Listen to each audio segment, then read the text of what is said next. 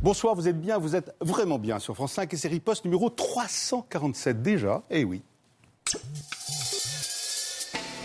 Alors évidemment, sacre ou massacre à Reims, là-bas, entre socialistes, on n'a bu que du mousseux et encore entre deux coups de gueule, 4 motions et beaucoup d'émotions. Un congrès, c'est, vous savez, une pièce de théâtre, un vaudeville et une tragédie grecque, en même temps, tout ça en même temps. Celui-ci, ce congrès, s'est tenu pour moi en 2 jours et 1 nuit. Fatale la nuit. La nuit, on l'appelle nuit des résolutions. On l'appelle aussi la nuit des longs couteaux. Ou encore, quand on a l'esprit mal tourné, voire réactionnaire, nuit des petits canifs. Samedi, hier, premier acte. Ce jour-là, les socialistes auraient pu parler, c'est vrai, mais oui, du G20, du pouvoir d'achat, du chômage qui enfle, des délocalisations, voire de la crise financière mondiale. Non, ça, c'est le boulot de Sarkozy, le G20, Washington, etc. À Reims, mesdames et messieurs, et chers camarades, on ne s'intéresse pas à ces pécadilles. Suivez-moi. Bertrand D. fera-t-il alliance avec Martine A. et Benoît H. contre Ségolène R. Celle-ci, Ségolène R., pourrait-elle tendre la main à certains amis de Bertrand D., tout en faisant des bisous à son amie Martine la Lilloise. Fascinant, non ? Ça, c'est de la grande politique. C'est pas beau la vie ? Je continue. Le jeune Benoît, qui aurait dû être parmi nous, mais qui s'est décommandé juste avant le direct. Le jeune Benoît H, disais-je, fera-t-il alliance avec Martine A ou s'arrachera-t-il les dépouilles de Bertrand de Paris ? Feuilleton à l'implacable suspense. J'en frissonne encore. Samedi nuit, drame dans le Champenois. Et au petit matin, gueule de bois assurée, 3 candidats toujours en lice. Martine A, Benoît H et Ségolène R. Bertrand D ayant déclaré forfait. Ségolène, dans la nuit noire, avoue avec chagrin, ils n'ont pas pris la main que je leur avais tendue. Et pourtant, dans la journée, elle avait espéré. Elle avait prophétisé qu'un jour, les socialistes, je cite, finiraient par s'aimer un petit peu. Et qu'il fallait savoir oublier, effacer, pardonner les offenses. Elle est allée même jusqu'à dire « Nous sommes les socialistes, ceux que l'on croit dans la tombe et qui se relèvent, ceux qui renaissent quand tout est perdu. » Eh oui, eh bien, que nenni. Pas de résurrection. Martine A et Benoît H n'ont pas saisi la main tendue par la belle du Poitou, au nom de la conception qu'ils ont d'un parti ancré à gauche, sans alliance avec le centre, et qui saura retrouver le chemin des manifs, comme l'a dit Martine A. Acte 2, c'est dimanche. Adieu prêche et contre-prêche. La messe, c'était la veille, on ne fait rien comme tout le monde chez les socialistes. Voilà-t-il pas que le monde, le vrai, est brusquement venu frapper ce dimanche à la porte du Congrès. Celui de la crise et des chômeurs, le monde, le nôtre, celui des jeunes en difficulté d'avenir et celui de la France pauvre. Les socialistes se sont alors souvenus qu'il était temps de parler aux Français. Ce dimanche, ils ont toujours 3 leaders concurrents, mais l'âme fripée des socialistes par des nuits sans sommeil s'est redressée comme un seul homme ou femme. Ségolène joue la présidence, Martine la raison et la passion de gauche, et Benoît la rue souffrante. Ces socialistes se sont souvenus qu'ils avaient à défaut d'un leader commun un adversaire unique, Nicolas Sarkozy. Alors résultat, jeudi ou vendredi. En attendant, sur notre plateau, je vous présente, et je suis ravi de les recevoir, retour de Reims pour la plupart, Aurélie Filippetti, très proche de Ségolène Royal, bonsoir, et députée de Moselle, Caroline Fourest, bonsoir Caroline, essayiste et journaliste à Charlie Hebdo, Éric Besson, vous êtes là, ancien député socialiste. Eh oui, mais aujourd'hui, secrétaire d'État chargé de la prospective dans le gouvernement de Nicolas Sarkozy, Henri Weber, député européen, partisan de Martine Aubry, et très proche de Laurent Fabius quand même, Razi Hamadi, lieutenant de Benoît Hamon et secrétaire national, j'adore ce titre, à la Riposte, merci, Jean-François Kahn, enfin, écrivain, fondateur de Marianne, je suis ravi de vous accueillir Jean-François. Mais je vais tout d'abord rejoindre un homme, un sénateur, qui a 30 ans de vie militante au PS. Voici le premier congrès, je crois, auquel il n'a pas assisté. En effet, Jean-Luc Mélenchon a violemment claqué la porte de son parti et veut fonder le sien, à gauche bien sûr, à la gauche de la gauche. La républicaine, la sociale, a-t-il des regrets ? Quelles sont ses espérances ? Je vais vers lui, sans rose au poing, mais avec curiosité. Mélenchon, nous voici, et riposte, c'est parti. Normalement, si c'était rationnel, on devrait gagner.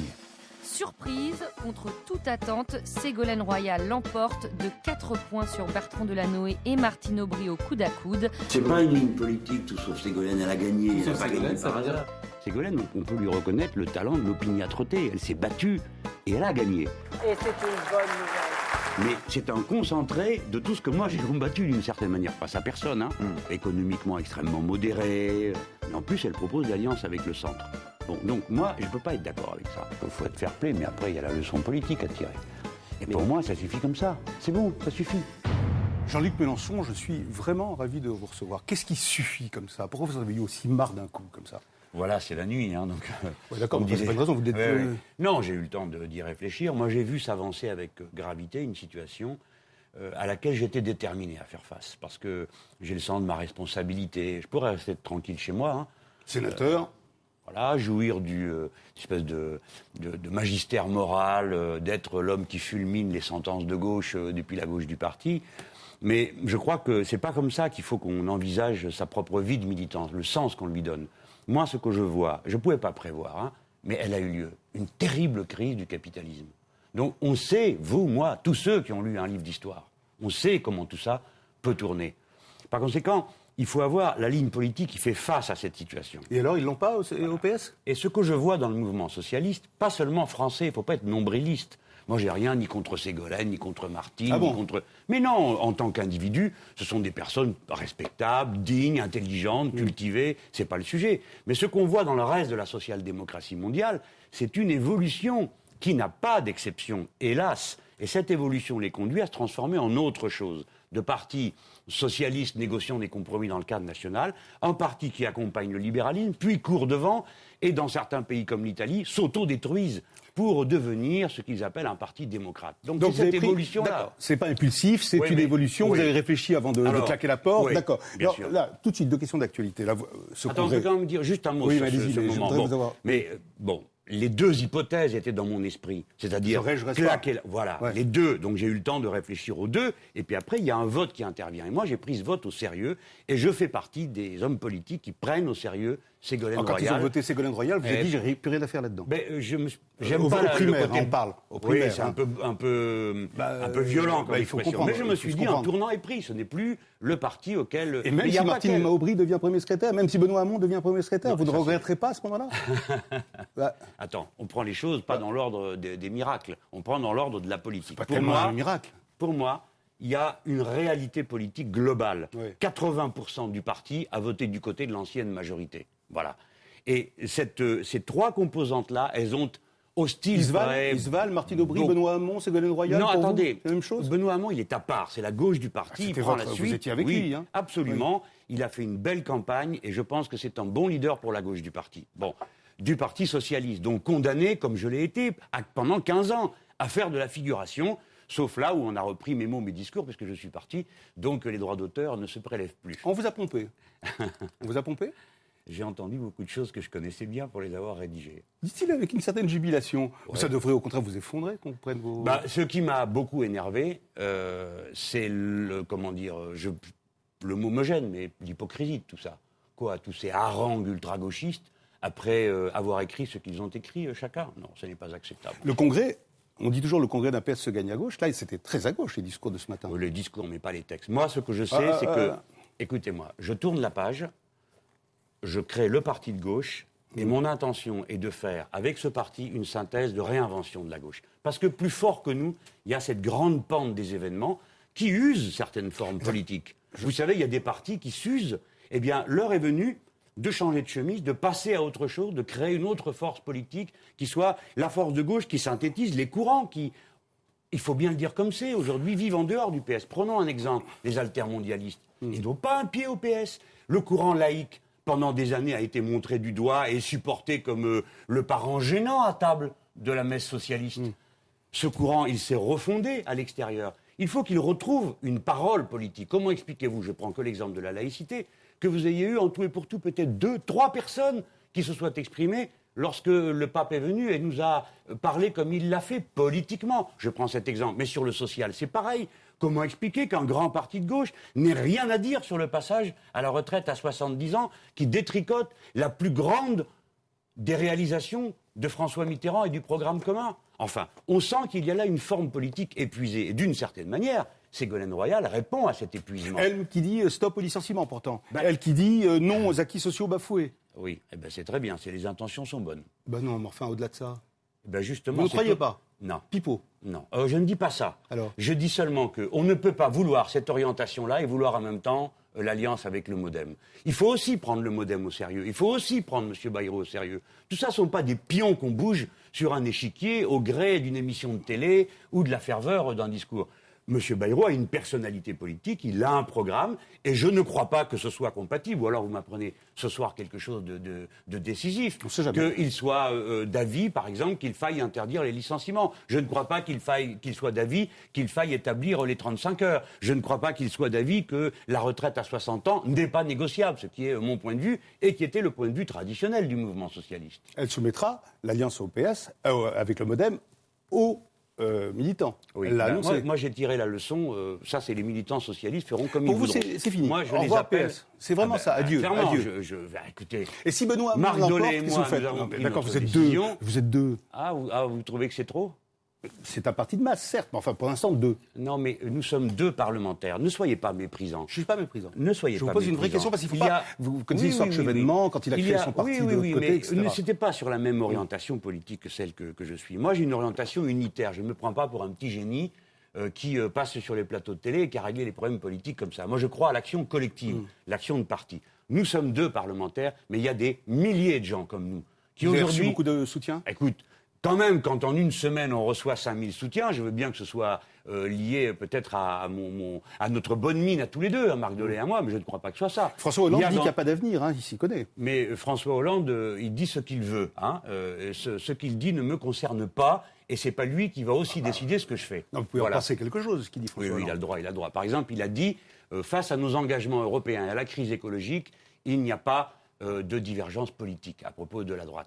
Eh bien, précisément, moi, je pense qu'il n'y a que des divergences politiques, parce que c'est ça la démocratie, et c'est le devoir d'un parti de gauche d'incarner l'idée de la possibilité d'une autre société, d'un autre mode de relation entre les gens, où l'argent n'est pas le roi, où tout n'est pas marchandise. Eh bien, moi, c'est ce discours-là que je veux porter, sans barguigner, sans ruser, sans trouver des demi-formules pour faire plaisir à tout le monde en même temps. Voilà, il y a un projet de gauche. C'est pas gentil pour Benoît Hamon, ce que vous dites, parce que s'il revient à Premier secrétaire, qu'est-ce que vous allez faire? Vous allez frapper à la porte du Parti socialiste en disant, bon, allez, on arrête. C'est pas de la science-fiction. Non, c'est pas de la science-fiction. Et Martine Aubry aussi? Eh bien, écoutez, nous verrons. Ce n'est pas le sujet aujourd'hui. Le sujet aujourd'hui, c'est ce que vous verrez, donc vous pouvez revenir. Mais pas. Écoutez, franchement, je ne serais pas venu vous voir, c'est pour vous annoncer que je demandais à revenir au Parti socialiste. Attendez, dans une semaine, vous allez savoir qui est le premier secrétaire ou la première secrétaire. Ne peut pas se redresser. Vous m'entendez, Serge? Ne peut pas se redresser.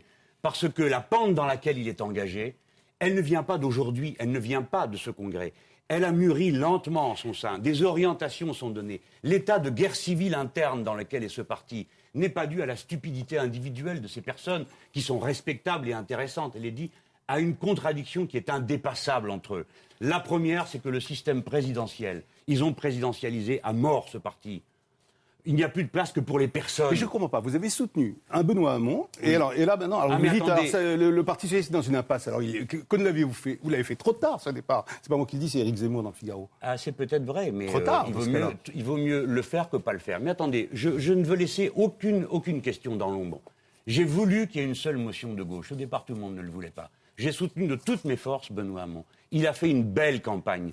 Il a à un moment donné hésité, il m'a semblé à vouloir, il voulait tellement être premier secrétaire qu'il mettait beaucoup d'eau dans son vin. Il se ressaisit au Congrès, il a mis des bords nets à sa position, que ce soit sur l'Europe ou que ce soit sur l'Alliance au centre. Je n'en disconviens pas. Je veux seulement vous dire ceci. Quel genre d'homme serais-je si après avoir passé 15 ans dans ce rôle, je n'en tirais aucune espèce de leçon et que je disais bien, je ne peux que constater que ce parti, chaque jour un peu plus, glisse dans une position qui n'est pas la mienne. Je ne dis pas que je la méprise, mais ce n'est pas la position de milliers de gens de gauche. Et je donne rendez-vous aux socialistes aux prochaines élections européennes.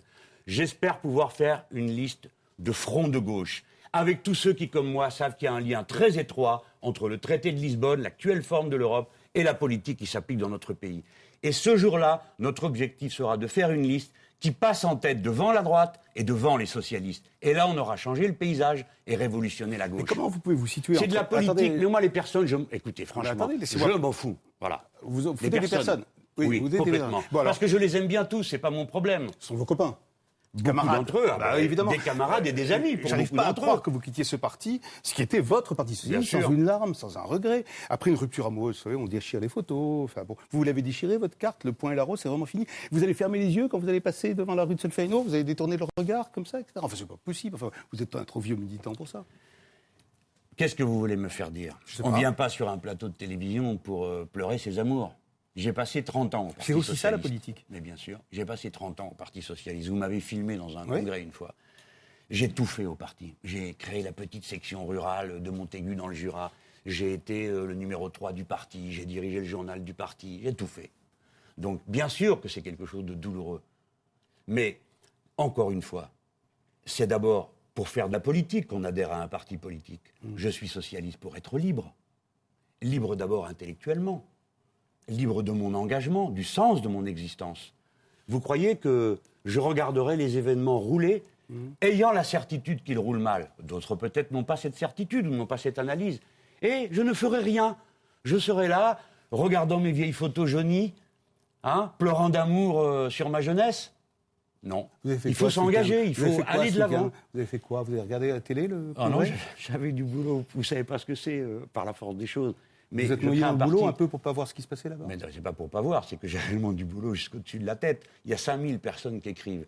Il y a des gens qui téléphonent de tous les côtés. Il faut aller voir M. Moiti, on prépare quand même un petit peu, on se prépare aussi un peu avant de venir vous voir, cher ami. Bon, il y a toutes ces choses à faire.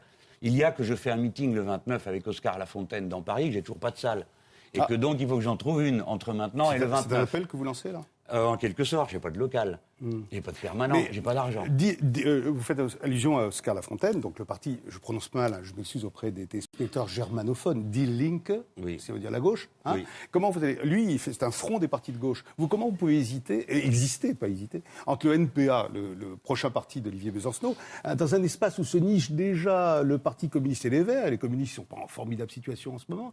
Sur quelle force vous pouvez compter rapidement? Mais sur quelle force? Le peuple, oui. Non, mais attendez, mais moi je tiens pas un supermarché, j'ouvre pas une assurance vie, c'est pas un commerce que j'ouvre, c'est une proposition politique. Voilà, les socialistes sont les socialistes à gauche, et puis il y a tous les socialistes qui ne se reconnaissent plus dans cette affaire-là, et puis il y a des communistes, il y a des trotskistes, il y a toutes sortes de gens, vous avez raison de le dire. Peut-être est-ce le moment de se rassembler dans le respect de chacun étant ce qu'il est. Et nous pouvons faire un front de gauche, et nous pouvons mettre ce front de gauche en tête de la gauche. Voilà un objectif politique. Le NPA vous regarde de haut, chez Besancenot, vous regarde un peu de haut. Comme ça, apparemment, il n'y a pas que lui, vous aussi. Pas du tout. Mais pas du tout, non. Je trouve ça très... Non, pourquoi vous dites ça? Parce que je vous pose des questions, c'est tout, non? Oui, parce que vous dites, voilà, vous êtes deux, le NPA, il ne me regarde pas de haut, il fait de la politique. Moi aussi, on va discuter, on va se parler. Oui. Et est-ce qu'ils vont... Je comprends que le NPA soit attaché à son autonomie, à son indépendance, et pour cause, puisqu'il se crée.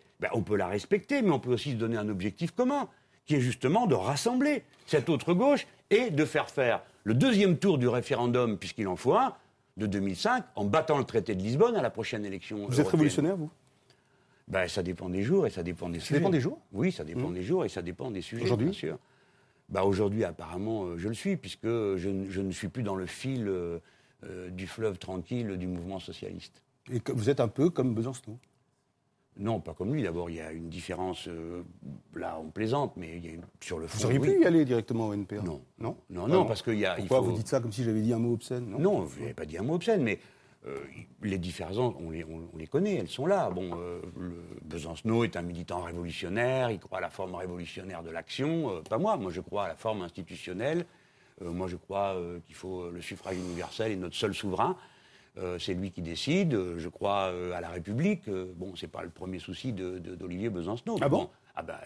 De poser la question à lui. Mais si on devait être identique, on serait dans le même parti. Nous ne le sommes pas. Nous ne sommes pas dans le même parti. De même qu'il y a des communistes. Les communistes ont leur parti. Il n'est pas question de le dissoudre. Je crois qu'il faut savoir un peu changer le ton, parce que les socialistes ont beaucoup l'habitude de donner des conseils et des ordres aux autres.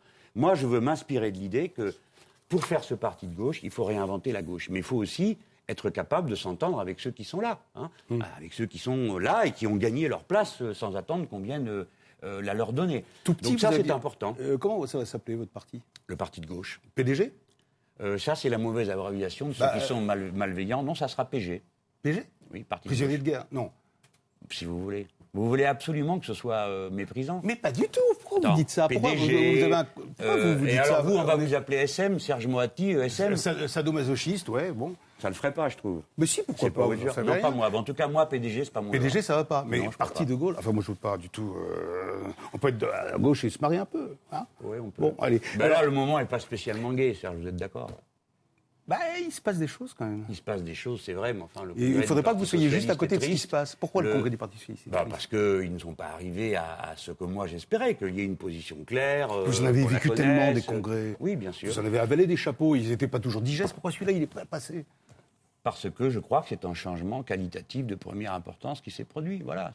Sinon, je serais encore socialiste et je n'aurais pas créé le parti de gauche avec Dolé, bien sûr. Bien sûr. Et il faut tourner la page. Je veux pas que il faut qu'il y ait une possibilité pour les milliers de gens de gauche qui croient à une gauche, je dirais, de rupture, une gauche d'affrontement avec le capitalisme, une gauche qui affronte la droite, pas une gauche qui s'abstient quand il y a un plan bancaire, pas une gauche qui déclare que les oui sont compatibles sur le traité de Lisbonne comme il était auparavant sur le traité constitutionnel, pour dire des choses que des milliers de Français ont pu voir.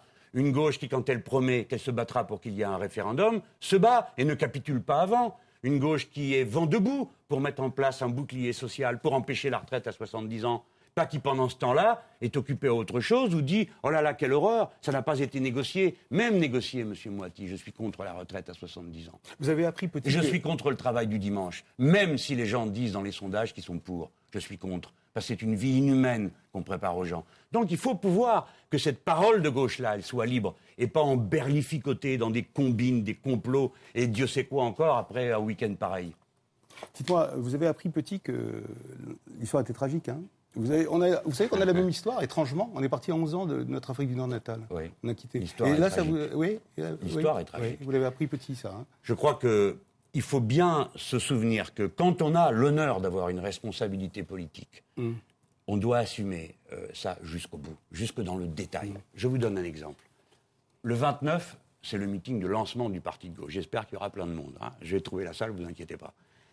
Il y aura Oscar Lafontaine, le fondateur de Die Linke, un homme ancien courageux. Ministre de l'économie allemand. Oui, ancien président du SPD. Il a rompu, il était tout seul, lui, c'était même pas deux, hein. Il était tout seul. Il a rompu et provoqué un rassemblement de gauche. Mais pour moi, c'est très important qu'il soit là, parce qu'il a donné le premier signal, mais deuxièmement, parce que c'est un Allemand. Et que quand on est un internationaliste et quand on est français, à chaque pas que l'on pose, quand on a la responsabilité ou qu'on prétend avoir la responsabilité de représenter sa patrie, eh ben, il faut le faire la main dans la main avec un Allemand. Comme Mitterrand et Kohl. Eh bien oui, mais c'est très important. Chaque génération, vous disiez, l'histoire est tragique. Là, nous entrons dans une crise gravissime du capitalisme. Dans les nations, les relations vont se tendre. Mais entre les nations, elles vont se tendre. Notre devoir est de tout faire pour qu'une parole claire, d'abord, libère l'énergie populaire, pour aller contre ce destin qui semble s'imposer à lui. Et d'autre part, il faut que les voix se lèvent pour se tenir la main dans un vrai internationalisme. Et pas dans cette compétition absurde que l'on voit, où les partis socialistes, membres du PSE, sont incapables de s'accorder sur quoi que ce soit, alors que c'est leur devoir, pour qu'il y ait une politique européenne commune de tous ces partis, qui ne servent à rien pour protéger les travailleurs. S'ils ne le font pas, s'ils gouvernent avec la droite, comme ils le font en Allemagne, en Hollande, en Autriche, en Slovaquie, ils ne servent à rien, ils ne sont pas dignes de nous représenter. Vous n'avez pas peur de vous retrouver seul? Oh non, alors là, s'il y a vraiment quelque chose dont j'ai pas peur, c'est d'être seul. Parce qu'il y a des milliers de braves gens qui sont disponibles. Alors, ils n'ont pas des grands galons, on les connaît pas, on en connaît quelques-uns. Il y a des élus qui me rejoignent. Il y a toutes sortes de braves gens. Je ne serai jamais seul. Pour cette cause-là, on n'est pas seul quand on est de gauche. Merci, c'est l'épilogue. Notre rideau se lève sur notre face-à-face. Hein. Il se baisse plutôt sur notre face-à-face. J'étais ravi de vous voir, Jean-Luc Mélenchon. Je vais vous quitter et rejoindre des amis à vous, qui sont, eux, restés au Parti socialiste et d'autres qui n'y sont plus, et qui n'y ont jamais été d'ailleurs. Je vous remercie beaucoup et d'abord quelques images, place au débat, et d'abord quelques images de Reims. Merci Jean-Luc Mélenchon, En quête de gauche, c'est votre livre qui est paru chez Balland il y a 1 an. Quelques images de Reims. Socialistes, levons-nous. C'était la nuit de la dernière chance. Mais très vite, les espoirs tournent court. À 1h30, Ségolène Royal quitte la Réunion. Personne ne veut faire alliance avec elle. La grandeur de la politique, c'est d'aller jusqu'au bout pour défendre à un moment donné ce que l'on croit bien pour son parti. Il y a tant de belles choses à faire. Inventer le socialisme du XXIe siècle. Avec Benoît Hamon, leader de l'aile gauche, il y aura donc 3 candidats à la succession de François Hollande. Les militants voteront jeudi prochain. Pour nous, ce n'est pas une question de personne. Nous voulons une orientation politique dont on déduit le leader du parti. Oui, alors, donc vous êtes quatre déjà là, à avoir été au congrès de Reims. Pas vous, peut-être, Éric Besson. Non, on peut rien vous cacher. Effectivement, je dis ça. Pas vous, Jean-François Kahn, puisque vous êtes au MoDem, j'ai oublié de le dire tout à l'heure. Vous allez vous présenter au MoDem. Par contre, les quatre, et vous qui n'êtes pas socialiste, Caroline Forest, vous y étiez, etc. Alors, est-ce que je peux vous demander, au-delà du décalage horaire, Reims-Paris, on sait que c'est loin, etc., quelles sont vos impressions, froidement chaudes ou chaudement froides? C'était quel genre de congrès? En un mot, qui veut me commencer? Alors, vous en avez présenté une caricature. Bon, ah bon? Oui, oui. Ah bon, allons une caricature amusante, selon votre talent et habitude, mais complètement inexacte. Bon. Et d'ailleurs, je voudrais dire tout de suite que je goûte assez inexact peu. Sur quoi? En ceci que je ne trouve pas méprisant. Ça recommence. Non. Je trouve tout à fait honorable de la part d'un parti de 200 000 adhérents que pendant de longs mois, ces adhérents se penchent en commun, collectivement, sur des textes qui font l'analyse de la situation, qui essayent de faire un diagnostic, qui essayent de dresser un ensemble de propositions pour surmonter les problèmes de leurs concitoyens. Ils font ce travail, ils y consacrent leur soirée, beaucoup de temps. Ils votent. Ça me fait pas marrer, ça. Alors, mais si, vous avez commencé par dire que le G20, il n'en est pas question. Il a été question que de ça. Pas vrai. Il a été question que des charrettes de licenciements qui se préparent dès janvier. 300 000 licenciements sont programmés. Et qu'est-ce que nous allons faire pour lutter contre? C'est de cela dont nous avons discuté principalement. Le dimanche. La question de la crise de leadership vient de surcroît et a parasité en effet ces débats. Ça nous pose un problème. Dire le contraire, quand même. Et ça nous pose un problème d'institution. Nous devons. Ça fait un an qu'on nous parle notre que de ça. démocratie, notre démocratie désormais est une démocratie médiatique et présidentielle. Nous ne pouvons pas continuer à fonctionner avec un parti qui était organisé pour un autre système politique. Et en conséquence, la question du leadership ne peut pas être traitée séparément de la question des orientations. Mais alors, pourquoi vous vous énervez? Aurélie Filippetti. il rit maintenant. Oui, Aurélie c'est vrai qu'un congrès, c'est utile. C'est vrai j'ai jamais dit que c'était inutile. On discute, tous les délégués se retrouvent. Il y a eu beaucoup d'interventions de délégués venus de toute la France qui ont été très importantes, très intéressantes sur la crise financière, sur la montée du chômage. Et c'est vrai qu'on est dans un contexte particulier. Il faut rappeler qu'on ne serait pas dans ce contexte si on avait fait le congrès dans la foulée d'élections présidentielles, comme ça aurait été complètement naturel, comme ça se serait passé pour n'importe quel leader socialiste. Ce que nous avions demandé, c'est qu'on fasse le congrès l'année dernière, après l'élection présidentielle. Et nous, c'est les amis de Ségolène Royal. Voilà, notre motion. Et qu'on fasse ce congrès après les législatives de 2007. Parce que c'est normal qu'après deux grandes élections nationales, présidentielles, législatives, le plus grand parti de l'opposition se renouvelle ses instances. Malheureusement, en quelque sorte, on a fait traîner les choses pendant presque 1 an et demi. Et cette année a été un petit peu perdue. Ça a été une année un peu gelée pour la réflexion et pour le travail collectif. C'est embêtant. Donc, heureusement que finalement, avec les motions, la discussion sur les motions, la parole a été redonnée aux militants. Ce que les militants ont dit, c'est qu'ils avaient placé en tête la motion de Ségolène Royal. Mais ce qui s'est passé dans ce congrès, c'est que cette parole des militants, encore une fois, certains ont voulu ne pas l'entendre. Razia Madi, ensuite j'aimerais que ceux qui n'étaient pas au congrès se manifestent. Enfin, vous y étiez, mais enfin bon. Razia Madi. Vous nous secrétaire demandiez national à la riposte. J'adore. Vous nous demandiez la riposte ou moi? En 2-3 mots. Les deux. Je vous connais moins. Quelles pouvaient être nos impressions? Il y a 2 choses. La première, c'est que, en effet, il y a eu des débats qui n'intéressent pas forcément les médias et la presse. Oui, il y a des élus, des conseillers municipaux, des militants qui, dans leur collectivité, se battent. Et c'était l'ensemble des prises de parole vendredi et samedi. Et c'est, par honnêteté intellectuelle, important de le rappeler. Et ça n'a été que le principal objet de nos discussions, en tout cas, à la tribune, le vendredi et le samedi. Ensuite, il y a 2 choses. La première, une grande hypocrisie. C'est que nous devions trancher dans ce congrès et ça n'a pas été totalement fait. 3 questions existentielles pour l'avenir de la gauche. La question de la nature du Parti socialiste. La question du contenu idéologique, de ce que doit être le programme d'un parti socialiste. Et 3e chose, y compris existentielle pour l'avenir d'un parti comme celui du Parti socialiste, la stratégie d'alliance.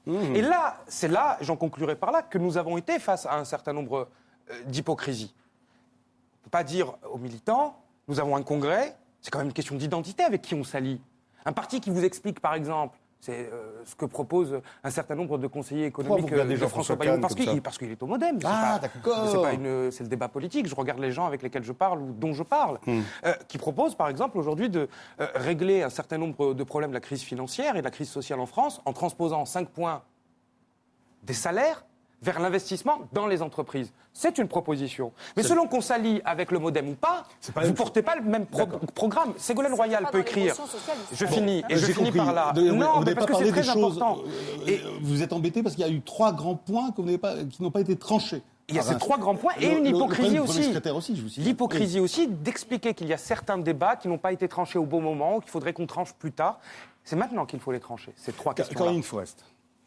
Moi, je suis allée au Parti Socialiste avec une seule carte qui était ma carte de presse. Bien sûr. Et je dois avouer que c'est vrai, je comprends la frustration du personnel politique parce qu'évidemment, le temps médiatique étant ce qu'il est aujourd'hui, on ne retient que le moins intéressant de ces journées-là. Moi, j'ai vu le samedi défiler plus d'une dizaine d'orateurs qui ont parlé de la crise financière, qui ont parlé du G20, qui ont parlé de la question de la privatisation de l'eau, qui avaient des vraies divergences de fond et de forme. Mais ce qui était très impressionnant à observer, c'est que on sait bien que le Parti socialiste fait un grand écart permanent idéologique entre la gauche du centre et la droite de la gauche de la gauche. Mais là, en plus, je crois que c'est vraiment un tournant dans l'histoire de ce parti. Il y a 2 cultures militantes totalement différentes qui sont en présence. Ils ne parlent plus la même langue. Lesquelles ? Vous avez tout l'élan nouveau qui est venu sur la candidature de Ségolène Royal, les adhérents à 20 € et au-delà, qui sont des nouveaux sympathisants, qui n'ont pas le langage du Parti socialiste, qui n'ont pas les codes du Parti socialiste, qui apportent certes une certaine fraîcheur, c'est incontestable, mais qui apporte aussi une absence de réflexion, de maturité politique qui est assez flagrante. Et puis il y a tout le reste. Ce qu'on appelle les supporters, les cartes à 20 €. Je n'aimais pas tout ça. C'est 30% du Parti socialiste. 30%. C'est la motion qui est en tête. Et je finis juste d'un mot. Et il y a des nouveaux adhérents, heureusement. Et il y a tout le reste qui a. Il y a même des très anciens. Qui a dans les oreilles les congrès d'Épinay, qui a une culture de Blum, de Jaurès, qui est là avec une certaine exigence. Et je pense que le principal problème de ce congrès et de l'avenir du parti, c'est pas simplement de trancher des questions idéologiques, c'est de retrouver un langage commun pour se parler, parce que là, on a affaire à des extraterrestres et des martiens, ils viennent pas la même Tellement planète. la culture est différente entre ces 2 électeurs. Est totalement différente. Entre ces 2 types d'électeurs. Ils vont devoir apprendre un nouveau langage commun, réellement. Éric Besson, vous, c'est une des rares fois où vous n'êtes pas allé à un congrès du Parti socialiste, n'est-ce pas ? Absolument. Peut-être la première fois. Que vous le rappelez, donc non, mais je confirme. C'est amusant, c'est anecdotiquement amusant. Absolument. Et alors, quelle est votre question ? Mais qu'est-ce qui arrive aujourd'hui ? Je vous demande comment vous avez regardé ce congrès à la télévision, qu'est-ce que vous avez ressenti D'abord, une phrase bienveillante, ce qui vient d'être dit sur le hiatus entre ce que l'on vit quand on est dans un congrès et ce qui en ressort, c'est vrai, je l'ai vécu d'expérience, il y a des choses très intéressantes qui se passent, c'est vrai de ce congrès, c'est vrai de La Rochelle. Moi, j'ai vécu plusieurs La Rochelle, vous avez des ateliers passionnants, et à l'extérieur, vous n'avez que la petite phrase. Maintenant, sur le fond, qu'est-ce qui fait qu'un congrès est réussi ou pas ? C'est 3 choses. Un leader, une ligne politique et des propositions utiles pour les Français. Alors, allons-y. Et à cette aune-là, c'est un échec, objectivement. Il n'y a pas de leader, c'est une évidence absolue, je n'ai pas besoin d'y insister. Jusqu'à jeudi soir. Jusqu'à jeudi soir, dit Henri Weber. Je crains pour vous qu'il n'y en ait pas de reconnu. Il y aura, après le vote, bien évidemment, mais un leader au sens accepté par tous. Il y aura peut-être un deuxième tour vendredi. Je crains que ce soit très difficile. Bon. La ligne politique, il n'y en a pas, c'est une évidence. Elle est déchirée. Ce qu'a dit Jean-Luc Mélenchon tout à l'heure était sincère, je le sais historiquement. Et deuxièmement, ça représente bien ce que pense une partie des militants socialistes. Et vous en avez d'autres qui sont authentiquement réformistes et sociodémocrates. Absolument. Et puis, il y a parfois Ségolène Royal qui est un peu au milieu des deux. Elle prend des mots d'une frange de la gauche, par exemple, ça... volonté de rompre avec le système. Je n'ai pas exactement compris quel était le système, mais je devine que c'est le système capitaliste. Je n'ai pas compris comment. Et en même temps, elle a, sur un certain nombre de sujets, des accents réformistes et sociodémocrates. Donc, conclusion, il n'y a pas de ligne politique identifiée. Et troisièmement, si un congrès doit permettre de faire des propositions utiles pour la France, pour les Français, là aussi, je ne veux pas être méchant, je n'en ai pas entendu de nouvelles. C'est un manque d'attention. Adapté. Oui, mais Henri, j'ai lu attentivement, parce que j'ai quelques souvenirs, j'ai lu attentivement toute l'émotion, j'ai écouté vos débats et je les fais respecter. J'en ai égrené quelques-unes, surtout vous en avez écrit vous-même pas mal. Vous en avez écrit pas mal, vous êtes une grande plume du Parti socialiste. Et j'ai même, je vais aller dans votre sens, et j'ai même retrouvé dans quelques-unes des motions des choses que j'ai écrites par le passé. Donc effectivement, je l'ai fait, il n'y a pas de proposition nouvelle. Juste une question qui appelle une réponse rapide. Oui. Est-ce qu'il y a un des 3 qui reste en liste, là, qui aurait un peu votre cœur un peu mon cœur, il est parti. J'ai des amis. Je dis 2 choses. Non, mais il ne se présente pas. Il a fait une déclaration. Je vais vous le dire. si j'étais resté au Parti socialiste, Oui. j'aurais été avec Delanoë, parce que c'est là que sont les jospinistes, les tombe mal, Hollandais, là, en etc., l'occurrence, oui. que j'ai soutenus. Pas si c'est un Mais cadeau en même temps, qui vient de faire à Delanoë. si je considère que j'aurais été avec Sarkozy, Delanoë, je pense en même temps que Ségolène Royal étant arrivée en tête dans un univers chaotique, il me semble, et il me semblerait, légitime que ce soit autour d'elle que se fasse la synthèse. Voilà qui réjouit Aurélie Filippetti. Je ne suis pas sûr que ça la réjouisse. Vous m'avez posé c'est étonnant, quand même. Pourquoi c'est vous m'avez étonnant posé une question. Elle est simple. J'aurais été face à Ségolène Royal, mais je considère qu'elle l'a emporté en arrivant en tête d'émotion. C'est assez simple. Mais Éric Besson, Oui, vous êtes- alors, attendez, Jean-François Kahn, qui ne s'est pas du tout exprimé pour l'instant, qui lui aussi a regardé. Tout le monde le regrette, mais tout le monde attend. Comme une espèce de fébrilité. Enfin, Quelle est la oui. question Quelle est la question? Vous avez regardé ce congrès? Est-ce que vous faites quelque chose, un jugement Non, aussi pessimiste, une analyse aussi pessimiste que Éric Besson? C'est très difficile de juger. On ne peut pas juger un congrès, on n'en est pas, c'est trop facile.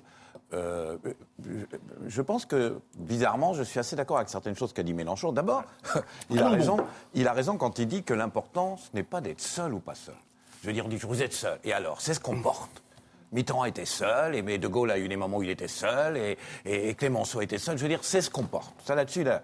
Deuxièmement, c'est vrai, je pense que le PS, compte tenu des haines, des rancœurs, je le pense de l'extérieur, hein, j'aimerais que ça soit pas vrai, ne peut pas se redresser, qu'il faut inventer complètement autre chose. Autre chose? Je pense, non, inventer quelque chose. Si, vous voyez, c'est absurde de dire ça, parce que si je raisonnais en termes partisans, je vous dirais, mais continuez comme ça, mes enfants.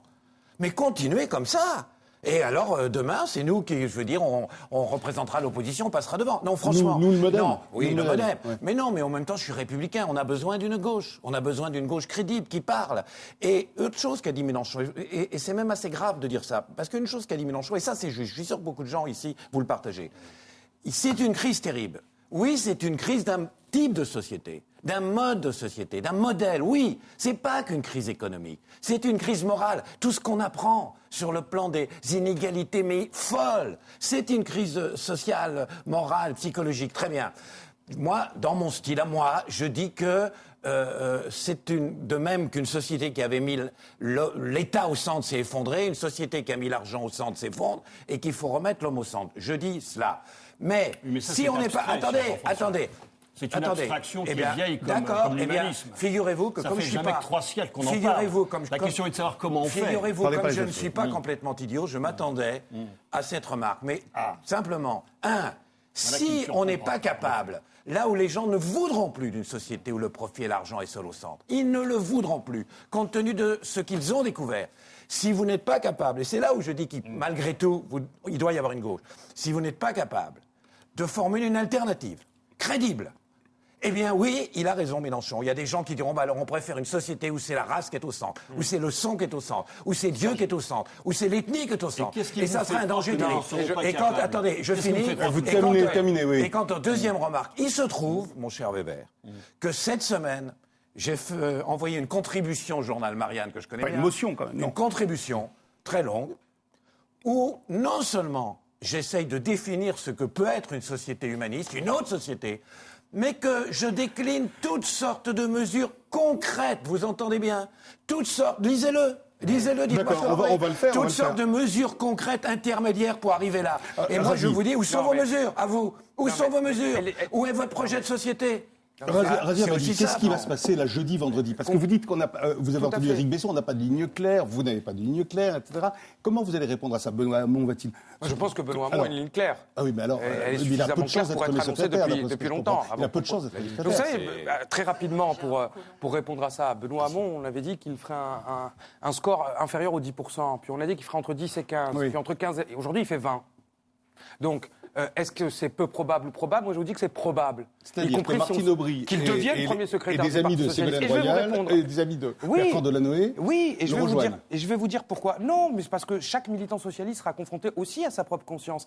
Et là, il y a quelque chose de très pertinent que vous dites. C'est pas parce qu'on n'est pas dans le même parti que tout ce que vous dites est en opposition avec ce que je peux raconter. Heureusement, En effet, que si du Parti socialiste, que si de la gauche, parlementaire, n'émerge pas une rénovation, une refondation. L'idée que lorsque les Français allumeront leur poste de télévision ou de radio le 21 ou le 22 novembre prochain, en se disant que quelque chose a changé au Parti socialiste, il se peut en effet que de la crise que nous traversons, il ne surgisse pas seulement un progrès, mais une situation pire où, et on le voit à travers l'Europe, où ressurgissent des champignons de xénophobie, en effet des champignons aussi d'extrême droite. C'est à la gauche et c'est une mission historique. Et cela nous renvoie à une deuxième problématique. Parce qu'il ne vous suffit pas de dire « j'ai fait une contribution à Marianne, où sont vos propositions ».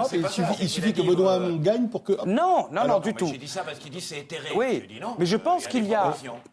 Moi, je ne suis pas sur le discours il faut sortir les vieux, les remplacer par des jeunes, c'est complètement débile. D'ailleurs, il y a autant de jeunes cons que de vieux cons et inversement.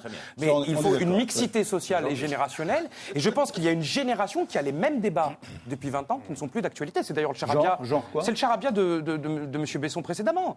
Quel charabia ? Excusez-moi, mais intellectuellement, c'est au ras des pâquerettes. Il y a des socialistes qui sont sociodémocrates et réformistes. Et il y en a d'autres qui sont plus proches de Mélenchon. Mais ça veut dire quoi ? Mais c'est la défaite de la pensée. Moi, je suis social-démocrate, européen et réformiste et derrière Benoît Hamon.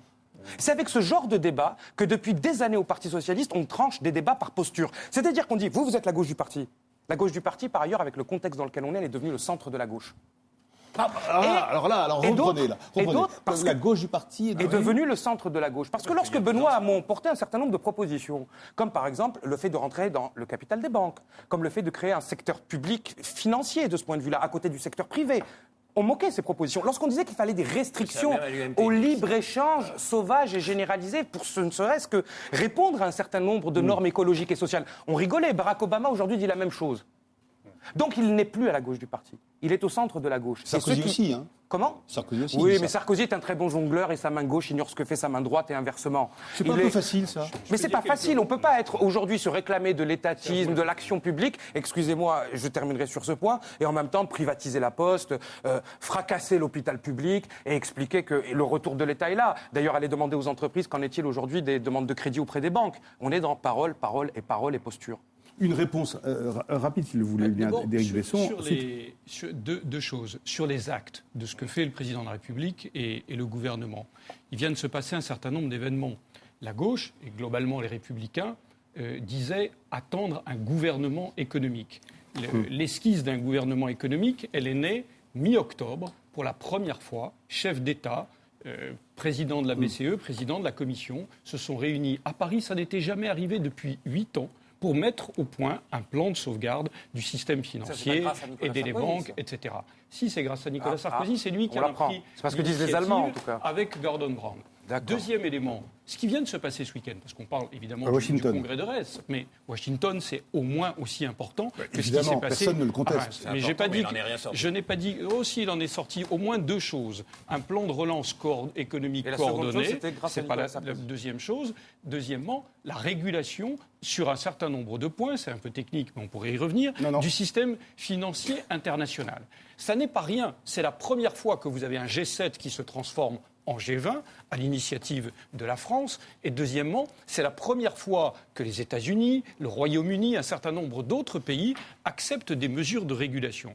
Concernant, et je finis là-dessus, ce que dit Razi Hammadi et ce que j'ai essayé d'expliquer sur la ligne déchirée. Moi, je prétends que c'est effectivement compliqué de dire qu'on va rassembler de Besancenot à Bayrou, mais je veux bien entendre la preuve. Ségolène Royal, c'est pas tout à fait rien. Ségolène Royal dit ça, Aurélie Filippetti attendez, je pose la question à une proche quand même. D'un mot et après mais deuxièmement, sur le fond politique, ce que je veux dire à Razi Hammadi, c'est qu'on ne peut pas à la fois avoir une charte de principe qui est la vôtre maintenant, qui reconnaît l'économie de marché. Attention, lisez-la bien, parce que apparemment vous avez tout lu, donc lisez-la précisément. Oui, l'économie sociale et écologique de marché. Absolument, mais ça ne change rien à ce que je voulais dire. Économie sociale et écologique de marché, c'est tout à fait vrai.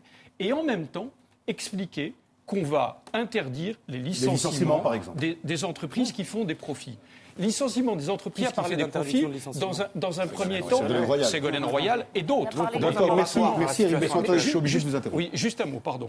Licenciement des entreprises qui font, interdiction des licenciements des entreprises qui font des profits, dans un premier temps, tout le monde se dit, c'est juste, c'est moral. Sauf que c'est inapplicable. C'est inapplicable. Et je peux essayer de vous appeler Ségolène.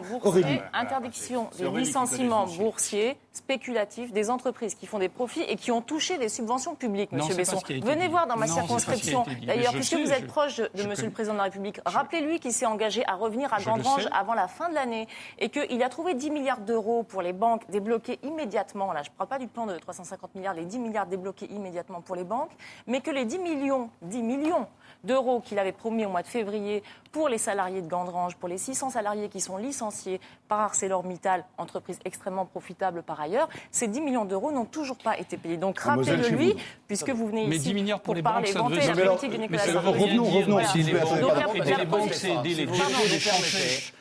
Revenons, non, attendez, permettez, ça peut se Jean-François, défendre. je ne permets pas, 3 secondes. Ça Attendez, peut se défendre, cette idée. C'est ça que je voulais j'ai dire. compris, mais je crois avoir compris, Donc, mais je la voudrais position, simplement... la Oui. position de Ségolène Qu'est-ce qui Royal va se passer sur... Oui. Oui, la position de Ségolène Royal sur l'interdiction des licenciements, c'est celle-là. D'accord. Et je voudrais que nous sur revenions à la question avoir- posée à Sur Razia le fait Mehdi. d'avoir une banque publique d'investissement, c'est Ségolène Royal qui en avait parlé lors de sa campagne Je présidentielle. voudrais que nous revenions à quel est votre pronostic. Tiens, vous avez un pronostic. Si vous n'étiez pas à ce point ségoléniste, est-ce que vous aviez... Mais à ce qu'à Dieu ne plaise. Est-ce que vous avez un pronostic? Vous sortir Vous des pouvez pas. étiquettes, Vous pouvez pas. Serge Moët. Non, mais je sors des Voilà, étiquettes. c'est- Est-ce que vous n'avez pas? Écoutez, il y a déjà eu... Un pronostic sur moi, ce qui va se constate, passer au c'est Parti qu'il y a eu un socialiste. vote. Il y a eu un vote le Jeudi. 6 novembre Jeudi, oui. et il y en aura un autre. Oui, je Ce sais. congrès à Reims, il se trouve au milieu de ces deux votes. Effectivement, on est dans un système institutionnel un petit peu particulier. C'est comme si on élisait le Parlement à la proportionnelle et ensuite on élit le président de la République au suffrage universel. Donc, et le congrès se trouve au milieu. Donc c'est pour ça que ça donne aussi cette impression étrange. Pourquoi? Parce que la motion arrivée en tête, celle de Ségolène Royal, autour de laquelle, normalement, doit se faire la discussion qui devait avoir lieu hier soir, sur les propositions qu'on avait faites sur la crise financière, sur l'urgence écologique, sur l'État préventif, sur la démocratisation de nos institutions avec la 6e République, cher à Benoît Hamon aussi, je pense, sur la modernisation et l'ouverture du Parti socialiste, son renouvellement, ouvrir les portes et fenêtres, retrouver les jeunes des quartiers qui sont venus massivement voter pendant l'élection présidentielle. Et ces jeunes-là, mais il faut qu'on les fasse venir au Parti socialiste. Et là, on est d'accord là-dessus. Mais alors, n'ayons pas peur de ces fameux 20 euros ou 10 euros ou 30 euros. C'est ça Attendez, notre je voudrais projet. terminer. Pardon, Alors, je voudrais conclure là-dessus. Qu'est-ce qui va se passer pour vous? Nous, selon ce qu'on a vous, fait, selon ce que vous ressentez. on a dit aux autres motions, mais discutons. Voilà ce que nous, on avait écrit, ce qu'on a proposé, discutons. Ils nous disent non, on ne veut pas discuter avec vous parce que c'est Ségolène Royal. Donc, à ce moment-là, on prend acte et on se dit, mais on fait confiance au vote des militants et on va laisser les militants s'exprimer jeudi prochain et sans doute vendredi aussi, puisqu'il y aura un deuxième tour. Vous êtes optimiste pour Ségolène Royal? Mais oui, je suis optimiste parce qu'elle est portée par une dynamique, par une idée de construire un nouveau socialisme pour le 21e Henri siècle. Weber. Alors, moi, pour répondre à votre question, puisqu'elle est précise, moi, je crois que Martine Aubry va gagner. Et comme disait le philosophe, je le crois parce que je l'espère. Parce que Martine Aubry, elle incarne, c'est son moment, elle incarne à la fois la fibre sociale, la tradition sociale de la gauche, et en même temps, elle incarne la plus extrême modernité, comme ses réalisations à Lille le montrent. Elle a le permis de conduire Solferino. C'est une femme dire d'État. quoi, c'est le permis de conduire Solferino? C'est-à-dire qu'elle sait diriger. Elle sait diriger. Vous avez vu ce qu'elle dit, hein? Aurélie, elle a dit, ouais, il faut montrer patte blanche au Parti socialiste. Moi, la différence avec Aurélie, c'est que moi, je m'en prendrai à aucun des candidats. Je dis moi, pourquoi. je m'en prends à personne, c'est vous qui vous en êtes pris à nouveau motion. Je me prends aux pattes d'aucun candidat. Je ne sais pas si celles de Ségolène sont blanches ou pas. Et d'ailleurs, je m'en fous, ce n'est pas le sujet. Je crois que Martine Aubry saura mettre un terme à la cacophonie au sein du Parti socialiste. Si ce parti est inaudible, ce n'est pas parce qu'il est muet. Il a beaucoup à proposer. Dans les motions dont je parlais, il y a des dizaines et des dizaines de propositions concrètes, quelquefois contradictoires, à étudier. Nous allons nous réunir le 1er et le 2 décembre à Madrid, les 33 partis socialistes d'Europe, pour discuter de 6 propositions de sortie de la crise, avec un grand plan de relance européen. Un plan de relance non pas de la finance, mais de l'économie. Pour un plan de relance. Oui, non, alors... Mais tout le monde est pour un plan de relance. C'est ça, le grand projet de société, c'est un plan de relance. Je reviens sur mon propos. Elle va gagner pour cela. Elle peut remettre le parti au travail. Elle saura tenir la dragée haute à Nicolas Sarkozy. c'est une femme d'expérience. Elle était le numéro 2 du gouvernement de Lionel Jospin. Elle a On est dans une présidentielle, là. Elle a un palmarès, oui. Mais c'est pas non plus mauvais d'avoir à la tête de ce parti, dans le moment présent, en raison de l'ampleur de sa crise qui est réelle, quelqu'un qui soit à la fois compétent et une femme à poigne. Et qui incarne justement cette préoccupation sociale qui est aujourd'hui nécessaire. Parce que la bataille politique, elle se gagnera ou elle se perdra sur le terrain de la lutte économique et sociale. Aujourd'hui, je le répète, nous rentrons non pas dans une crise financière et bancaire, mais dans une crise économique. Bien sûr. Bon, les licenciements, les baisses de salaire vont intervenir massivement, plus massivement qu'on les connaît aujourd'hui. Et ce que font les socialistes, c'est une série de propositions articulées pour sortir de cette crise, pour l'amortir d'abord, pour en sortir ensuite et pour éviter que ça se reproduise à l'avenir. Et c'est de cela dont nous discutons et elle en est particulièrement la porteuse. Et c'est pourquoi je crois que dans leur bon sens, les militants socialistes la désigneront. Ils ne chercheront pas à courir l'aventure, ils la désigneront pour ce faire. Alors vous êtes deux sur ce plateau déjà à croire à la victoire de Martine Aubry, vous aussi Jean-François Kahn. Oh non, mais moi j'ai pas d'avis là-dessus. Je suis pas sûr qu'il la déplore. Franchement, je ne vais pas avoir d'avis là-dessus. Ah bon mais qu'est-ce que vous simplement, même pas un petit pronostic journalistique? Je pense que sur le papier, ça, c'est plus probable qu'elle l'emporte. Je ne suis pas sûr que ça soit bon pour le Parti socialiste, mais je pense que le plus probable, c'est l'emporte. Mais c'est pas mon problème. Jean-François Kahn, vous aimez tellement le Parti socialiste que vous avez toujours voulu en avoir 2 ou 3. Et que je veux le dissoudre. C'est votre idéal. C'est comme l'Allemagne. Exactement. Et que je veux le dissoudre. J'aime tellement l'Allemagne que je suis content que les deux disaient François Mauriac. Il a écrit un livre, dissoudre le Parti socialiste. Je voulais dire... Dissoudre. Lui, il pense qu'il faut le dissoudre. Alors pourquoi il faut le dissoudre? C'est ce qu'a dit Mélenchon d'ailleurs. Il faut le dissoudre pour créer autre chose. Rejoignez-vous. Ce que je voulais dire, c'est à propos des licenciements. Non, parce que j'ai besoin... C'est pas absurde. Pourquoi? C'est un problème concret. C'est un problème concret et qui fait, paraît-il... Et massif. Bon. Non, mais des licenciements, la proposition... Oui, la proposition de Ségolène Royal d'interdire les licenciements parce que les entreprises font du profit. Qu'est-ce qui montre ce qui est devenu absolument pervers dans le passage, et je crois que les socialistes ne l'ont pas compris, ça, personnellement, le passage d'un système libéral à un tout autre système qu'est le système néocapitaliste financier. Ils n'ont pas compris que c'est un changement total, une mutation, me semble-t-il. Or, dans le système, qui est le système néocapitaliste financier, on a pu voir quelque chose d'incroyable, qui est que quand une entreprise faisait 6% de profit, j'ai été chef d'entreprise 20 ans finalement, en dirigeant des journaux, 6% de bénéfices, c'est énorme. Vous pouvez faire beaucoup de choses avec 6% de bénéfices, y compris en faveur des ouvriers et des actionnaires. Or, quand ils faisaient 6% de bénéfices, il y a des cas, c'est pas assez pour les actionnaires, c'est pas assez pour les stock options, et donc, parce qu'il faut atteindre 15%, on délocalise et on fait des plans sociaux. Eh bien, l'idée de dire que l'État a à dire à ce moment-là, que l'État a son mot à dire, évidemment, et oui, mais c'est tout, et qu'il peut dire, écoutez, surtout si on a fait des aides. Surtout si on a des aides. C'est ce qu'a dit Ségolène Royal du chef. C'est pour ça que je dis ça, elle n'a pas tort là-dessus. Parce que vous aviez l'air de dire c'est fou. Non, là-dessus, on peut se poser cette question. Évidemment. Caroline Forest, Ségolène Royal n'a-t-elle pas inventé quoi qu'on pense de son positionnement idéologique une nouvelle façon de faire de la politique? On a beaucoup ricané, je me souviens, sur le Zénith. Voilà, là, qu'est-ce qu'on a dit? Vous-même, peut-être, je ne sais pas. Peut-être une secte, une télévangéliste, enfin tout ça, etc. Y compris dans son discours assez christique, moi-même j'ai procardé là-dessus, que les morts ressuscitent, enfin les morts du PS ressuscitent, enfin, c'est quand même assez étrange. Bon, mais est-ce qu'il n'y a pas quelque chose que nous n'aurions, nous, ni compris, ni senti entre le rapport entre Ségolène Royal et ceux qui votent pour elle, et ceux qui la suivent, quoi? Est-ce qu'il n'y a pas quelque chose qui nous a échappé, quoi, nous autres observateurs, comme on dit? Il y a un rapport affectif très clair qui forcément échappe à ceux qui ont une exigence de culture militante autre. Mais je crois qu'on se trompe aussi sur le fait que ça n'est que de la naïveté, que de la sincérité, que de l'improvisation. Je crois que vraiment, je finis par me demander s'il n'y a pas une tactique derrière assez élaborée. Expliquez. Parce que quand Ségolène Royal fait son meeting au Zénith, c'est un tournant, elle revient grâce à ça. Bien sûr qu'elle fait rigoler tous les observateurs, parce que c'est drôle, c'est une scène comique, il faut être très clair. Mais une fois que les observateurs ont rigolé, elle joue de sa position du martyr, et elle revient en scène. Et elle a toujours réussi à se remettre en scène grâce à ça. Et là, ce qu'elle a fait à la séquence du Congrès, elle a fait un discours en 2 temps, une demi-heure de discours christique, la messe. Un vocabulaire d'un niveau, ça s'adresse à des petits-enfants, nous sommes des enfants. C'est une mère qui s'adresse à ses enfants avec un discours peuplé de références bibliques. Elle a dit la partie maternelle.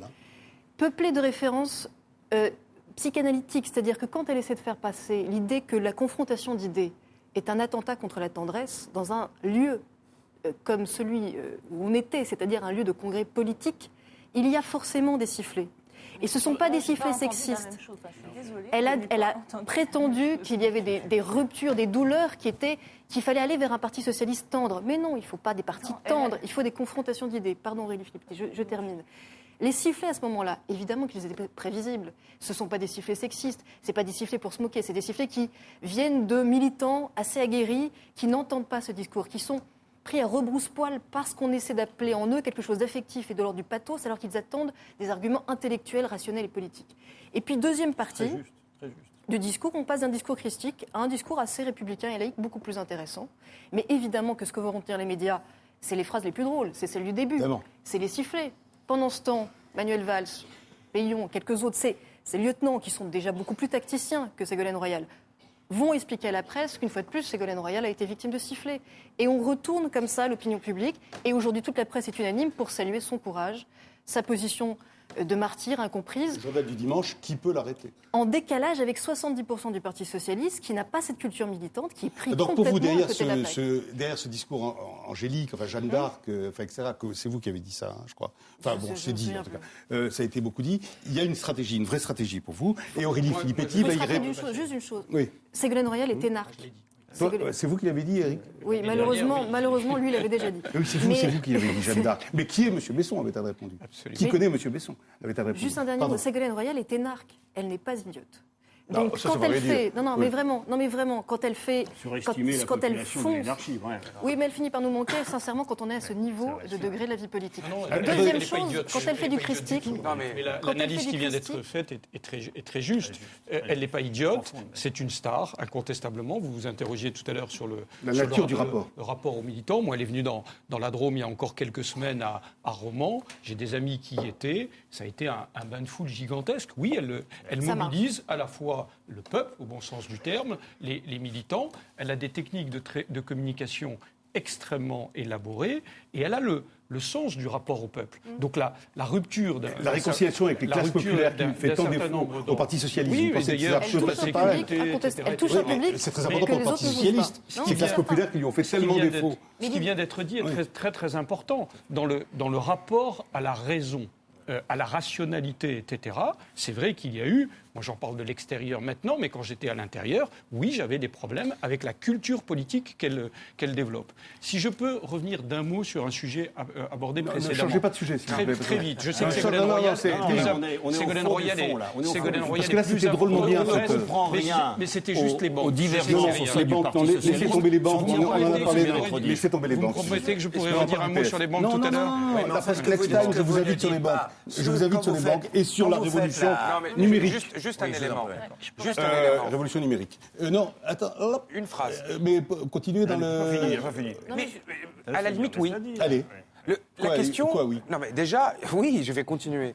Mais concernant ce que disait Jean-François Kahn précédemment, je ne pense pas que c'est parce qu'on va détruire le Parti socialiste que ça va être plus facile de reconstruire quelque chose de nouveau à gauche, démocrate, réformiste, européen, pas notre sujet, là. J'y reviens tout de suite. On ne construit rien de durable sur des ruines. Et en même temps, là où il y a une frustration, c'était pas des ruines. Bien sûr que non. L'AICFIO, il l'a pas rasé, il l'a reprise. Oui, il a repris l'AICFIO. Concernant et d'autres courants, beaucoup de courants qu'il a fait vivre ensemble et ce qui a permis de les faire vivre ensemble, c'est le débat autour de la raison. Moi, Aurélie Filippetti, que vous aimez beaucoup, c'est une camarade de mon parti. On se connaît pas plus que ça, mais on s'apprécie. On sait que lorsqu'on se bat contre la droite, mais contre la misère, le malheur et la mort, on est tous rassemblés. Même au-delà du PS. Pour la vie, le bonheur et la prospérité, c'est au-delà. Mais la raison, on est tous assez contre le sida. Oui, d'accord. Oui, mais quelquefois, on est contre le mal. Mais quelquefois, c'est un peu ça. C'est-à-dire avoir un débat dans un congrès du Parti socialiste où on oppose le bonheur qui fixe le camp du bien de ceux qui le défendent à la tribune et le malheur. Moi, je suis désolé. À un moment, je ne me réfère plus à ce qu'est un petit peu ce jeu d'estrade. Et je regarde les faits. Moi, je me suis réveillé un matin, après avoir fait des mois de campagne, avec des jeunes militants qui y croyaient, même si c'était un petit peu compliqué, parce que sur le fond, ils n'étaient pas d'accord sur tout. Moi, je suis allé sur des plateaux télévision aller défendre le contrat Première Chance, qui était un demi-CPE financé par l'État, et on l'a fait. On l'a fait parce que c'était notre candidate et il fallait se battre. Et un matin, je me lève, j'allume ma radio et on m'annonce qu'il se pourrait, s'il acceptait, un accord entre le premier et le second tour, que François Bayrou puisse devenir le Premier ministre. Alors François Bayrou, c'est pas le diable. C'est Ségolène, ça. Oui. Qui avait fait un accord secret. François Bayrou, il ne faut pas diaboliser. Mais juste une chose, démocratiquement, se lever un matin alors qu'on nous avait dit on se bat pour la gauche. Vous avez été élu par Ségolène Royal, c'est ça? Mais c'est pas la question. Ce que je veux dire, c'est que vous pouvez débattre pendant des heures sur le jeu d'estrade, sur la mise en scène, sur le zénith, pas le zénith. Ce qui est intéressant de voir, c'est concrètement, politiquement, qu'est-ce qui est défendu? Qui remet en cause aujourd'hui le libre-échange général et généralisé sauvage? Mais non, pas que Benoît Hamon, il y a des gens qui viennent au Parti Socialiste. Il y a libre-échange, c'est nous. Martine Aubry, alors Martine Aubry, mais pourquoi vous faites parler de Martine Aubry? Mais pourquoi vous parlez à ma place? Ce que je dis, c'est qu'il y a eu un débat politique ces derniers mois. On est là sur ce plateau, en considérant qu'il n'y a pas eu de débat. Il y a eu des propositions qui ont été portées, des propositions fortes. Et vous vous êtes réveillé avec François Bayrou la semaine dernière. Et il y a eu des convergences dans ce débat-là. Donc revenons aux classes populaires. Vous leur parlez aussi bien, vous les classes populaires, on leur parlera Ségolène Royal, que d'une seule manière qui soit convaincante et crédible. C'est de parler précisément. Mais elle l'est, non? Vous ne croyez pas qu'elle a un contact facile avec les classes populaires que Benoît Hamon, Martine Aubry? Nicolas Sarkozy fait 51% des ouvriers lors de l'élection présidentielle. Vous faites la psychanalyse. D'ailleurs, vous avez raison. C'était une psychanalyse de Ségolène Royal. Vous avez raison. On n'a pas à la faire. Et c'est intelligent. Le docteur Forest a été remarquable. C'est pas le débat. Pour nous, c'est pas le débat. Parce que le mot dérange, mais enfin, de sa psychologie, disons. Mais il y a une psychologie générale à faire, parce que très sincèrement, un des problèmes, c'est qu'elle rend fou. Qui? Ségolène rend fou. Alors, elle rend fou, c'est le personnage qui rend fou. Alors d'abord, elle provoque en effet moi je l'ai vu arriver quelque part, des centaines de gens. Il y a des gens qui veulent la voir, la toucher, les machins, etc. Elle provoque une enthousiasme, c'est formidable. Mais chez ses adversaires, attendez, on a entendu M. Cambadélis, qui est quand même un malfaisant numéro 1, Monsieur Cambadélis, dire, quand elle a dit, vous savez, on peut être socialiste et brandir le drapeau tricolore, un truc comme ça, dire, c'est du national-socialisme. On l'a entendu dire ça. Non, mais c'est fou. On a entendu, quand elle a dit, ce qui est une idée pas idiote, banale, mais pas idiote, en disant, c'est plutôt que de mettre les jeunes en prison, on pourrait peut-être faire un encadrement militaire et les envoyer de laver les plages. C'est le début du fascisme. Elle veut militariser, etc. Mais non, l'autre jour, j'entendais à la radio Jean-Michel Apathy l'interviewer. Il interviewe d'habitude de façon extrêmement neutre, etc. Tant il ne pouvait plus, là. Il y avait la haine qui s'exprimait. Mais c'est vrai. Donc elle rend fou. Et c'est, Jean-François, elle veut faire alliance. Je le dis en termes extérieurs.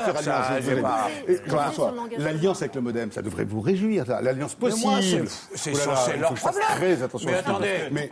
Franchement, c'est leur problème. Attendez, d'abord, soumise au vote des militants, l'alliance avec le MoDem. C'est leur problème. Comment c'est leur problème? C'est le vôtre aussi au MoDem, non? Moi, c'est leur problème. S'ils veulent perdre la moitié de leur région, c'est leur problème. Je veux dire, c'est pas ça. Le problème, c'est de redéfinir ce qu'ils ne font pas. C'est une bonne idée de faire alliance avec vous ou pas? Non, mais c'est secondaire. Bayrou, s'il regarde l'émission, il doit se dire, mais l'important, c'est de définir un vrai projet de société. Je le réponds, c'est fondamental. C'est cela. Après, là, les alliances. Moi, je pense, contrairement à lui, ce qui m'étonne, par exemple, je respecte sa position, mais ce qui m'étonne, c'est que moi, tout bêtement, je dis, voilà, il faut créer une vraie société, une autre société humaniste. Il faut le faire. D'accord. Bon. Eh bien, tous ceux qui sont d'accord, qu'ils soient gaullistes, qu'ils soient gauche républicaine, qu'ils viennent de la démocratie, d'où qu'ils viennent, s'ils veulent qu'ensemble on fasse une société plus humaine, mais on le fait ensemble.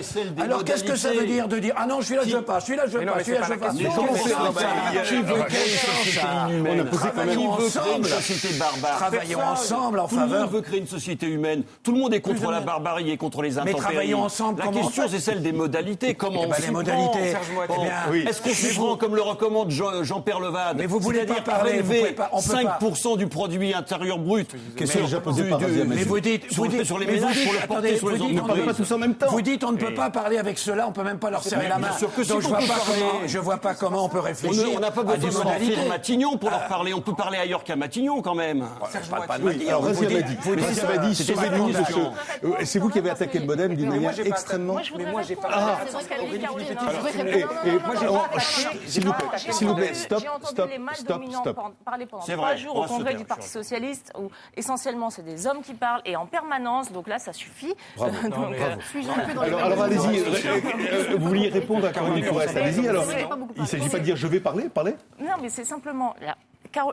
Caroline Fourest parlait des militants qui seraient ségolistes, en gros, et qui seraient différents des autres militants. Non, c'est faux. Il y a des militants qui étaient profondément de gauche, qui avaient envie de s'engager, mais qui ne franchissaient pas le pas d'adhérer au Parti Socialiste, de rejoindre le Parti Socialiste. Pourquoi ? Parce que ce sont des structures figées, ce sont des structures avec des fonctionnements, c'est vrai, qui semblent parfois un peu archaïques. Et l'exemple de la nuit des résolutions qu'on vient de passer, franchement, c'est pas un très bon exemple de démocratie. Donc ces gens-là qui avaient envie de s'engager, ils viennent, pourquoi ? Parce que Ségolène Royal, elle parle aux militants socialistes comme elle parle aux Français. Et elle parle aux Français avec le même langage qu'elle tient dans un congrès socialiste. Donc elle ne coupe pas entre les deux. Elle ne parle pas une langue quand elle est dans un congrès socialiste et une autre langue quand elle est en campagne électorale. C'est la même langue et elle a réussi à retisser un lien avec les classes populaires qui avaient été, faut-il le rappeler, rompus au moins lors du 21 avril. Ça avait été un désastre puisque la plupart des ouvriers avaient voté pour Jean-Marie Le Pen. Donc elle a réussi lors de la campagne présidentielle à retrouver ce contact avec les ouvriers, avec les employés et avec les jeunes des quartiers. C'est quand même pas rien ça. Alors on ne peut pas toujours lui faire un procès en élitisme en lui disant non, vous n'êtes pas ceci, vous n'êtes pas cela. On ne peut plus discuter de politique. C'est pas du tout ce qu'a dit Caroline Fourest. Est-ce que sur les faits, elle n'a pas retissé ce lien avec les classes populaires? Allez, d'accord, mais rapide, Caroline, parce qu'il faut que je... Non, pas rapide, parce que c'est vrai qu'on n'a pas beaucoup parlé. Oui, mais rapide, parce que je dois rendre l'antenne bientôt. Ségolène Royal, elle arrive à toucher ces classes populaires via l'affectif, via le côté télé-réalité, télévangéliste qu'elle tisse, mais elle vient les chercher. On est d'accord, au moins elle les touche. Évidemment que le Parti socialiste idéal est un Parti socialiste qui arrive à avoir Ségolène Royal comme lanceuse de filet vis-à-vis des publics qu'il ne touche plus. Mais ensuite, il faut qu'il s'opère quelque part, à un moment donné, un langage commun qui est celui de la raison, qui ne peut pas être celui de l'affectif, et à ce point-là, celui des soleils, des lunes, de la tendresse. Décrocher les étoiles et les soleils. Le langage de la raison et du rationnel pour faire une transmission entre ces filets que lance Ségolène Royal comme personne d'autre ne peut le faire aujourd'hui, et les transformer en des militants rationnels, rationalistes, intelligents, qui peuvent apporter une contribution au progrès social. Et c'est là que les autres ont été irresponsables, parce que, mais toutes les propositions qu'on a faites et qui étaient dans notre motion, par exemple la réforme des retraites pour garantir notre système par répartition, une fiscalité plus juste pour lutter contre les inégalités, réinvestir dans l'école, toutes ces propositions, ils n'ont même pas voulu en discuter avec nous. On a tendu la main. Excusez-moi, j'ai une demande d'un homme qui m'a fait... Il m'a dit, je suis un homme. Attendez, Aurélie, je suis un homme, m'a dit un de nos participants, mais je demande respectueusement la parole, c'est Éric Besson. Voilà, le message que j'ai reçu, vous vouliez dire quoi? Mais alors faites gaffe, et doucement, et court. J'avais peur. Très, très court. Je veux dire aux responsables socialistes qui sont là qu'il faut qu'ils se rendent compte qu'en ce moment, le monde est en train de bouger à vitesse grand V. Il y a des choses qui se sont produites. Dans le rapport Nord-Sud, nous sommes en train de créer l'Union pour la Méditerranée. Non, mais d'accord. L'Europe, mais c'est important. Pas le PS, ou alors, l'Europe est en train de se construire. Elle existe pour la première fois depuis des mois, de la crise géorgienne à ce qui vient de se passer à Washington. Sur le multilatéralisme, qui a été l'un des espoirs du Parti revenez, pardon, notre sujet c'est spécial PS, là, on ne peut pas. Mais oui, mais... On parle de la gauche, on peut peut-être y parler. Oui, on parle de la gauche là une fois. On parle de... Ben oui, c'est ce que j'essaie de dire. J'essaie juste de dire que pendant que Reims nous occupe, légitimement. Mais je sais, le monde continue, ça je sais. Le monde continue, mais plus que ça. Ça je sais, c'est pas un scoop ça. Mais si, ce qui est un scoop, c'est qu'un certain nombre des valeurs que portaient traditionnellement les sociodémocrates français et européens sont en train d'être mises en œuvre et qu'ils ne le voient pas. D'accord, Razi, Razi va vous dire qu'il le voit. Je savais bien que je les réconcilierais. Razi, c'est pas la question. C'est gentil. Vous êtes transcourant. Je veux dire, une seconde. Je veux dire, les valeurs de la social-démocratie, c'est pas la la retraite à 70 ans. Donc il faut un petit peu arrêter l'imposture. On arrête avec ça. Donc juste une chose, pour revenir au fond, Terminez. revenir au fond, il y a un autre sujet. Ouais. Allez-y. Moi, ce que je souhaite, c'est ce dont je rêve. C'est d'un parti socialiste où on puisse débattre du fond politique sans pour autant dire les autres, c'est des méchants. Et ils ont refusé les propositions, etc. On est d'accord sur toutes ces propositions, sur l'éducation, etc. Nous, on a mis 3 propositions qui sont aujourd'hui des axes centraux pour pouvoir se réconcilier avec les salariés, les classes populaires. C'est la question aujourd'hui de comment on les défend et comment on porte des propositions sur le libre-échange, les salaires, comment l'État revient, comment l'Europe réoriente sa politique. Et je vais vous dire une chose aussi très simple. Je pense que les acteurs aujourd'hui, qui sont ceux qui sont les principaux acteurs de ce congrès, c'est ceux qu'on voit depuis longtemps. Allez, dernière question. Non. Vite. Courte. Je constate quand même que monsieur Éric Besson était jospinien, socialiste et contre l'alliance avec le MoDem, mais il passe à droite directement. Donc, vous savez, les gens qui sont contre l'alliance avec le MoDem, ils préfèrent la droite. Non, Jean-François. Est-ce que vous m'avez m'exprimer sur le MoDem? Non, aïe, catastrophe. Non. En tant que... Vous m'avez jamais entendu? Dieu des animateurs, viens à mon aide. Non, stop. François Hollande s'en va, un mot pour lui.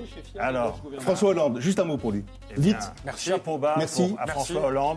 Il a mouillé sa chemise. Le résultat est à débattre. On fera son bilan. Mais il a été un bon premier secrétaire. Merci, c'est fini. Si vous voulez prolonger le débat, vous pouvez rejoindre le site de France 5, france5.fr. Merci, mesdames, beaucoup, vraiment beaucoup. Cette émission est aussi rediffusée ce soir à 23h, à dimanche prochain sur France 5 aussi. La chaîne où vous êtes décidément si bien. Et me dit-on, de plus en plus nombreux à nous suivre en France et dans le monde grâce à TV5 Monde. Merci beaucoup, mesdames. Merci beaucoup, messieurs.